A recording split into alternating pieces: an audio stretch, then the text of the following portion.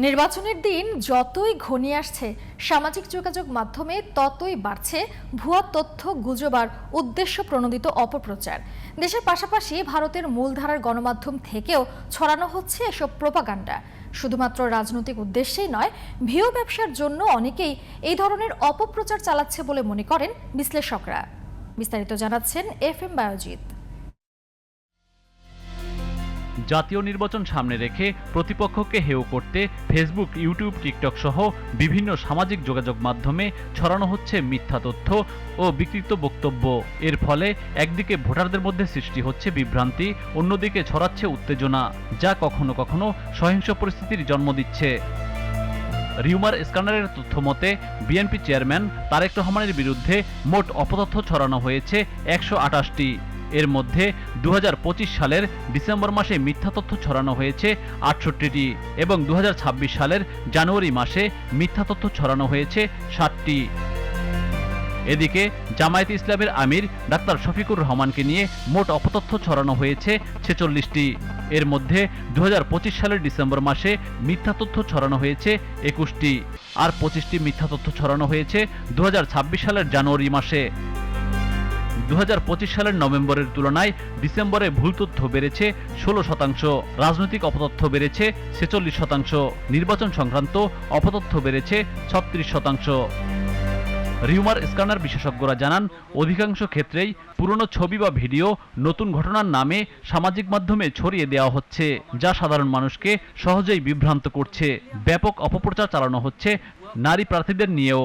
গণমাধ্যমের লোগো এবং নাম, শিরোনাম বা ডিজাইন নকল করে ফটোকার্ড গুলো ছড়ানো হচ্ছে এবং এটা নির্বাচনকালীন সময়ে খুব বেশি বেড়ে গিয়েছে এবং স্বাভাবিকভাবে এই দুজন যেহেতু দুইটা দলের শীর্ষ নেতা এবং তাদেরকে নিয়ে অপতথ্যের প্রবাহটাও এই জন্য সবচেয়ে বেশি। একজন নেত্রীকে নিয়ে খুব বেশি ছড়াচ্ছে। এর ভিতরে একজন হচ্ছেন বিএনপির বহিষ্কৃত নেত্রী রুমিন ফারহানা, তাসনিম জারা, তারপরে সমজাতীয় মাহমুদা মিতু, যিনি প্রার্থিতা প্রত্যাহার করে নিয়েছেন, তাদেরকে নিয়ে সবচেয়ে বেশি আমরা অপতথ্য দেখেছি গত 2 মাসে। বাংলাদেশের নির্বাচন ঘিরে ভারতের মূলধারার 73টি গণমাধ্যম থেকে অতীতের থেকেও এবার বেশি ছড়ানো হচ্ছে মিথ্যা প্রোপাগান্ডা।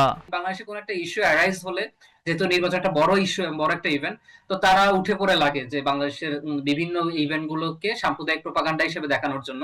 এবং এখানে সরাসরি মদত আছে ভারতীয় গণমাধ্যমগুলো এবং মেইন স্ট্রিম মিডিয়াগুলো। আমরা গত সপ্তাহে একটা রিপোর্ট প্রকাশ করেছি যে ভারতের 73টা গণমাধ্যম ডেডিকেটেডলি এই ধরনের অপতথ্যগুলো প্রচার করছে বাংলাদেশকে নিয়ে। এবং এগুলো মেইন স্ট্রিম মিডিয়া এই জন্য বলছে যে টাইমস অফ ইন্ডিয়া, এনডিটিভি, এই ধরনের যেসব মিডিয়াকে আমরা ভারতের মেইন স্ট্রিম বলে জানি, তারাই এই অপতথ্যগুলো ছড়ায় এবং এটাকে মদত দিচ্ছে। যাচাই বাছাই না করেই সাধারণ মানুষ এসব অপতথ্য শেয়ার করায় পরিস্থিতি আরো ভয়াবহ হয়ে উঠেছে। কোনো খবর দেখলেই তা শেয়ার করার আগে নির্ভরযোগ্য উৎস থেকে সত্যতা যাচাই করা জরুরি বলে জানান এই বিশেষজ্ঞ। বাংলাদেশের মানুষের মিডিয়া লিটারেসি যেহেতু খুবই কম এবং তারা এআই কোনটা, ডিফেক্ট কোনটা, এটা সহজে শনাক্ত করতে পারে না এবং সহজে এরা তাহলে এটা বিশ্বাসও করে ফেলে। পরিস্থিতি মোকাবেলায় সামাজিক যোগাযোগ মাধ্যম ব্যবহারে সচেতনতা বাড়ানোর পাশাপাশি দ্রুত ও কার্যকর ফ্যাক্ট চেকিং ব্যবস্থা জোরদার করার উপর গুরুত্ব দিচ্ছেন সংশ্লিষ্টরা।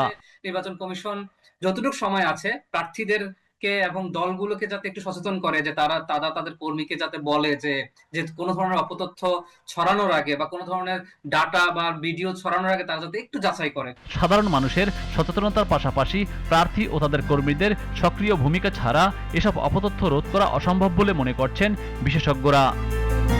FM Bayojit, GTV news, Dhaka.